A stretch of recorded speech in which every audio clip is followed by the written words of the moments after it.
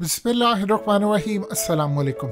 आप अंदाज़ा कर लें कि इस वक्त पाकिस्तान की फोर्सेस हाई अलर्ट हैं।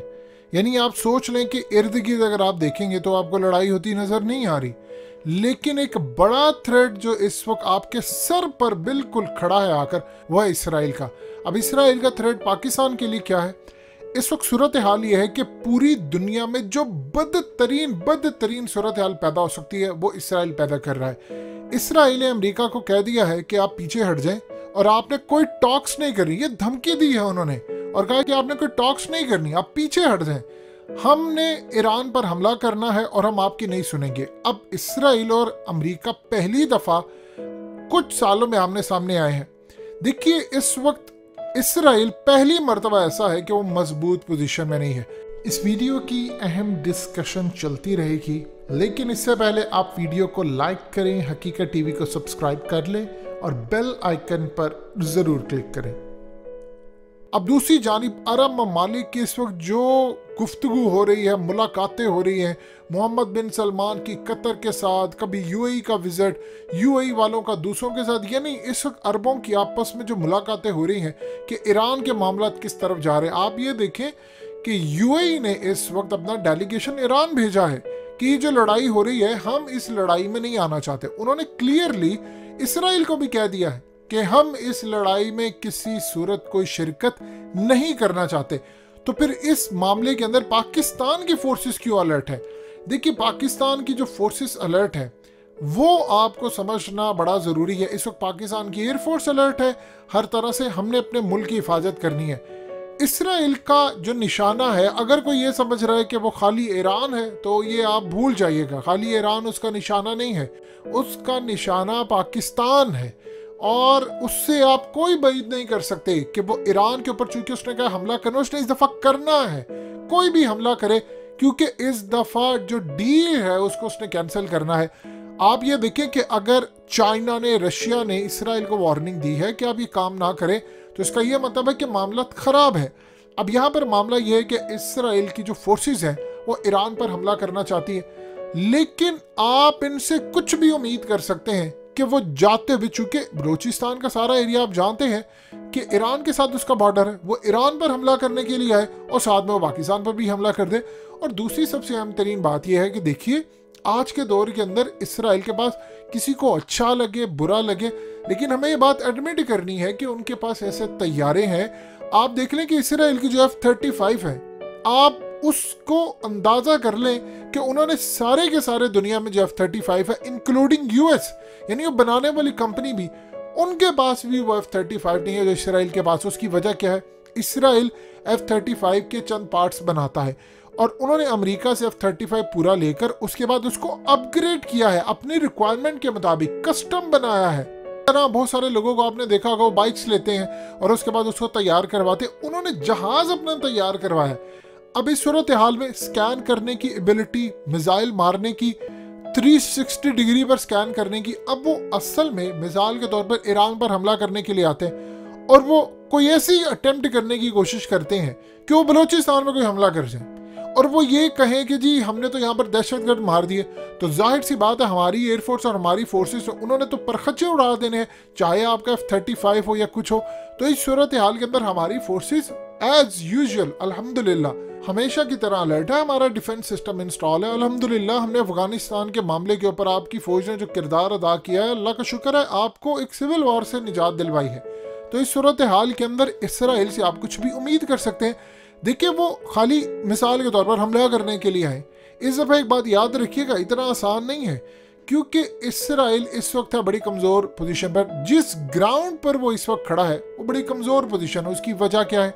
देखिए, नंबर 1 तो उसकी जो अहम तरीन वजह है कि वो कमज़ोर ग्राउंड है कि अमेरिका इस खत्ते के अंदर अफगानिस्तान में मौजूद नहीं है, उसका असर और रसूख नहीं है। वो इवन के कतर की जो अल-उदैद एयर बेस है उसको भी छोड़कर जाना चाहते हैं, वो अपनी बेसिस को ऐसा ऐसा छोड़कर जाना चाहते हैं। अब यहाँ पर उसका मसला ये है कि ईरान को उसने आगे बढ़ने से रोकना। वो चाहते हैं कि हम हमला करें तो ईरान कम से कम 15-20 साल पीछे चला जाए, ये एटम बम या कोई चीज़ ना बना सके। अगर इनको ना रोका तो सऊदी अरब चढ़ दौड़ेगा, कतर चढ़ दौड़ेगा।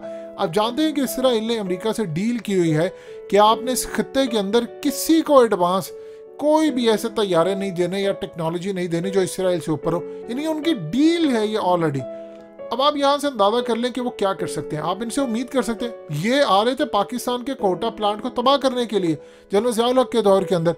वो तो अल्लाह का शुक्र है आपकी एयरफोर्स के जानबाजों को उस वक्त जो हुक्म मिला, यहाँ तक हुआ था मामला कि हम उनका डिमोना उड़ाने जा रहे थे, जो उनका एटमी प्लांट है, जगह है कि हम उनका पूरे का पूरा प्लांट उड़ाने वाले थे।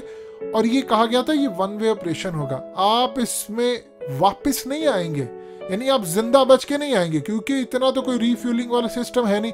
आपने जाना है, ऑपरेशन करना है, और वहीं पे फिर समझ लीजिए आपकी शहादत होगी। आफरीन जाए आपकी एयरफोर्स के ऊपर। उन्होंने लब्बैक कहा। सो अल्हम्दुलिल्लाह, अल्लाह का शुक्र है इसराइल उस वक्त चला गया, लेकिन अब उनके पास है एडवांस टेक्नोलॉजी। अब वो चाहेंगे कोई ना कोई करना, और उनकी ये गलत फहमी है। वैसे उनको पता है, वो अगले 50-100 साल 200 साल जिन्होंने 2-2,500 साल से ये प्लान किया था कि हमने इसराइल आकर आबाद होना है, हमारी ये पेशन गोइयाँ है, थर्ड टेम्पल बनाना है, मस्जिद अक्सा शहीद करनी है। आप उनके फाउंडिंग लीडर्स की बात याद रखिए, क्या कमाल उन्होंने एनालिसिस किया था। तब तो पाकिस्तान के पास ना कोई एटमी पावर थी, और कुछ साल के बाद हम तबाह हो रहे थे, बर्बाद हो रहे थे, बांग्लादेश बन गया। उस वक्त उनके फाउंडिंग लीडर्स ने कहा था कि याद रखना, पाकिस्तान से बचना, ये अरबों से ज्यादा अरबों का वफादार है, तुम्हारा असल दुश्मन ये है। अब आप देख लीजिए उनकी असेसमेंट कितनी थी। उन्होंने पाकिस्तान के ब्रेन में घुसकर ये चीज समझ रही थी, यानी कहने का ये मतलब है कि उन्होंने पाकिस्तान को डीपली एनालाइज किया था। उनको पता है कि इस वक्त जो 27 फरवरी को हुआ है, पाकिस्तान के पास कितनी एडवांस टेक्नोलॉजी है। तो आप इनसे कोई उम्मीद कर सकते हैं। देखिए, जो मर्जी कर ले, हमारे ईरान से छोटे मोटे इख्तलाफात या कुछ हो, लेकिन कतन बर्दाश्त नहीं किया जाएगा कि किसी मुस्लिम मुल्क के ऊपर इसराइल आकर हमला करे। ये बात आप याद रखिएगा, किसी मुस्लिम कंट्री के ऊपर इसराइल आकर हमला करे, ये कतन बर्दाश्त नहीं किया जाएगा। और ईरान, देखें, उनको पता है ब्लॉक बन रहा है, उन्होंने इस ब्लॉक को तोड़ना है।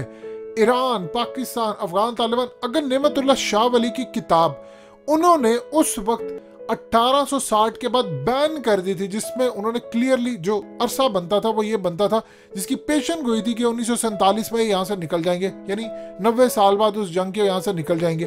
तो आप अंदाजा कीजिए कि उन्होंने वो किताब बैन कर दी थी। उनको पता था कि इनकी पेशन गोइयाँ पिछले 700 साल से पूरी होती नजर आ रही हैं, और आज देख ले आप, तकरीबन आपको 150 साल बाद वो चीज़ें पूरी होती नजर आ रही हैं। तो इस सूरत हाल के अंदर उन्होंने इन किताबों का भी मुताला किया। अगर गरकत के मुतालिक हदीसों का वो मुताला कर सकते हैं, और फिर वो इसराइल के अंदर पूरी जगह गरकत के दरख्त लगा सकते हैं, तो फिर आप बता दें कि उनकी पाकिस्तान के बारे में कितनी डीप इंफॉर्मेशन होगी। अब इस सूरत हाल के अंदर अगर वो ईरान पर हमला करने के लिए आते हैं, एक तो ईरान ने इस दफ़ा जवाब देना है। आप भूल जाएं कि इस दफ़ा ईरान चुप बैठेगा, क्योंकि ईरान के पीछे है चाइना। अमेरिका जो इसराइल को बैक करता था, ये कोई 2007 का मामला नहीं है, ये पुराने दौर कि जब अमेरिका हवा बना हुआ था। अब अमेरिका को कोई पूछता नहीं है। आप ये देखिए कि अमेरिका, देखिए, पहली मर्तबा ऐसा मामला हुआ है कि लोगों को अमेरिका पर रहम आया। अमेरिका हमेशा ताकत में रहा था, लोगों को उससे हमदर्दी थी, खुशी थी, हसद थी, नफरत थी, लेकिन रहम कभी नहीं आया कि अमेरिका ताकतवर था। लेकिन इस दफ़ा उनको कोरोना के मामला में जब देखा अमेरिका की हालत इतनी बुरी है, उनके कारोबार तबाह है, तो लोगों को रहम आए। तो ये जवाल की एक निशानी है। इस सूरत हाल में हम अलर्ट हैं। इसराइल ने कुछ ऐसा काम करने का कोई भी प्लान भी किया या सोच भी रखी, तो उसके परखच्चे डिमोना के अंदर जाकर इंशाल्लाह हम उड़ाएंगे।